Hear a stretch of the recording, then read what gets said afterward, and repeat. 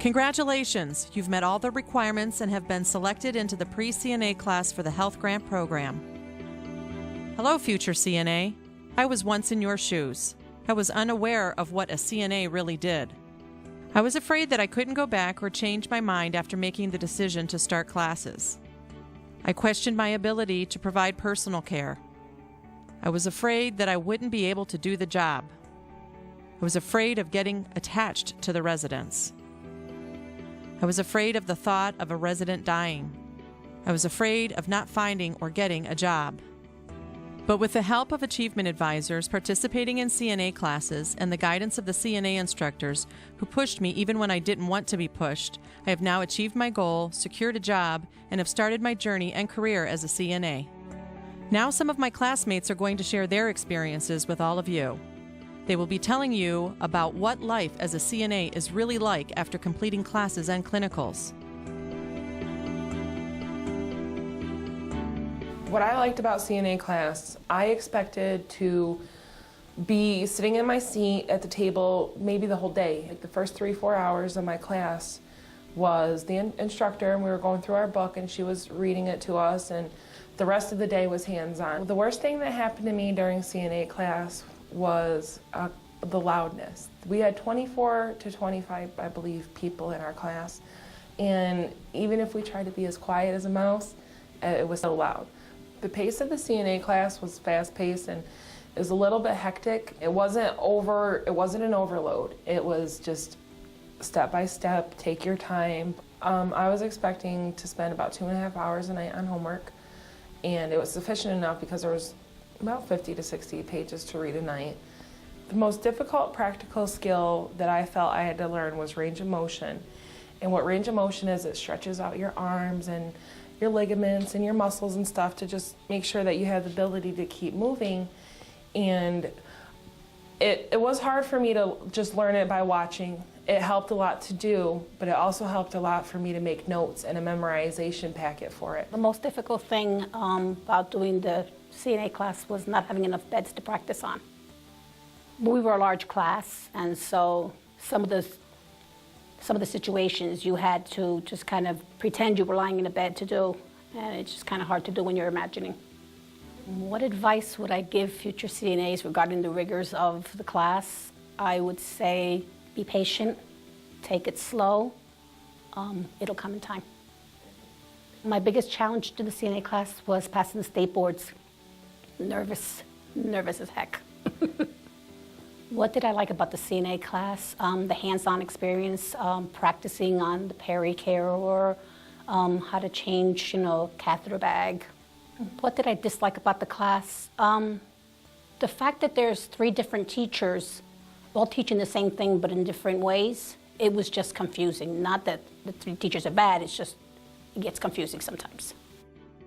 The day of the state test, did I feel prepared? Yes, I did feel very prepared. Nervous, but prepared. Before I got into the CNA program, I thought the studying would be a lot longer. I thought probably 4 or 5 hours. Actually, within an hour and a half, we would probably have to read 80 pages a night, just and go over the questions and do the self-test. It was involved, but it was good.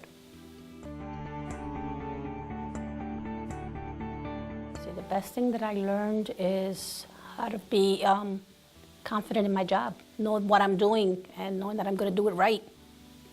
Where did I get the confidence? I guess the teachers really instilled it in us. They let us know that we were doing okay. During my last clinical, I felt sad. I knew I was going to miss the patient that I was taking care of every Friday, and she caught my heart. The worst thing that happened during clinicals, my partner and I were taking care of a patient, and she was incontinent, and my partner was in the bathroom throwing up because she couldn't handle it, and so I got to do it by myself. The aspects that prepared me during my pre-CNA class, we did mock interviews, and that was very helpful to sit in front of one of your instructors who played the role of an interviewer and you were the interviewee, and it made you feel a little bit more comfortable to go into an actual reality setting for a future job. I want to say the resume writing was great because by the time I left here and I had my certifications, my resume was ready to hand out for the job fairs. Pre-CNA was fun. That's where you got to first meet, you got to discuss what was going on, you went over the book, you did some testing, and we had some questions, and they were able to help us a little bit on what it was going to be like in the CNA class. Well, my biggest fear going into the CNA program was my concern over being a male in the program and hurting residents, actually, physically manipulating residents and physically injuring them. I think that was probably my worst fear. Ultimately, you practice, practice, practice. You're always on the job handling residents. Eventually, you find a comfort level.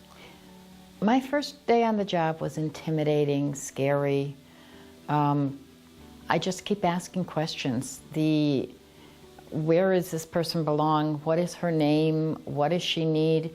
Ask your coworkers, ask your charge nurse, your block nurse. Everything's terrifying the first day, but you'll find you have some great coworkers.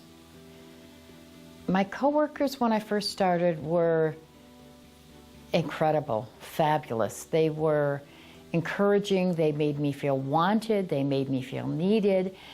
Well, the orientation and training at my job was pretty extensive. You start out with 1 and 2 residents, and then they build you up from there. However, in my particular case, I was supposed to be on orientation for 10 days, but I ended up only getting 8 days of orientation, and because of staff shortages or call-outs, I ended up on a full assignment, answering to sometimes 2 and 3 supervisors at once, and they all have different management styles. And you need to try to find a happy medium with all those management styles and still do your assignment as thoroughly as you possibly can. When I started resident assignments, it was overwhelming because at first, the first week, they give you a different set of residents and a different person to train you every day for the week. Forming a relationship with your residents is a natural. There's no way not to. It is impossible to be close enough to a person to give them a bath, get them dressed, and not form a relationship. It goes against human nature not to form relationships with people, especially residents, because you're caring for these people every single day. You can't help but interact with them and have a good relationship with them. I have 8 to 10 residents every day. And I would say, as far as proper care is, I give good care to those residents. Residents on different wings have died while I was on this shift. In a couple instances, I was one of the CNAs that gave them either their last care or their last meal. I get to work at 2:30. By 4 o'clock, I've got to have 12 people out of bed, in their wheelchairs, dressed, toileted, ready to go in the dining room. So in order to manage your time, you know you're going to have these things thrown at you when you walk in. So you prioritize. You say, okay, what needs to be done now? If you think this is going to be a glamorous job, not for you. But if you're doing it because you're focused on your reasons for the people you're taking care of, they absolutely need you. I think the best advice I would give a CNA is to make sure that you have enormous compassion for the people that you work with. Be flexible when adjusting to those circumstances, because being a CNA means being flexible, and compassion is absolutely a must. I hope this answers some of your questions and prepares you for the rigors of CNA training. I want to calm your fears, open your eyes, and reinforce your decision to enter this field. I hope you feel inspired to achieve your goal of becoming a CNA. If you still have doubts or questions, all you have to do is talk to your achievement advisor. Hopefully, we have helped you in deciding that this is the direction you want to go in and the career you really want. Best of luck, work hard, have fun, and most of all, don't forget